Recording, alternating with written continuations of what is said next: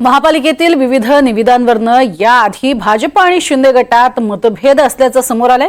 यापूर्वी मुख्यमंत्री फडणवीसांनी मुंबई महानगरपालिकेतील भ्रष्टाचाराविरोधात कठोर पावलं उचलण्याचं सूचित केलं होतं। त्यामुळे महायुतीतला तणाव वाढत चालल्याचंही दिसून येते।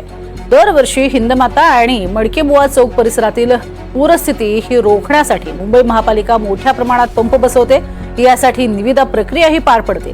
मात्र यंदा निविदेच्या अटी ठराविक कंपन्यांनाच त्याचा लाभ होईल अशा पद्धतीने ठरवण्यात आल्याचा आरोप करण्यात आलाय।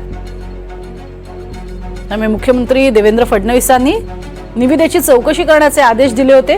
मात्र चौकशी प्रक्रिया सुरू असतानाच महायुतीतल्या बड्या नेत्यानं अधिकाऱ्यांवर दबाव टाकून मूळ निविदा कायम ठेवण्यास सांगितलंय अशी माहिती सूत्रांनी दिली आहे। त्यामुळे ऐन महापालिका निवडणुकीच्या तोंडावर मुंबई महापालिकेतील निविदा प्रक्रियेत राजकीय हस्तक्षेपाचा मुद्दा चांगला गाजतोय।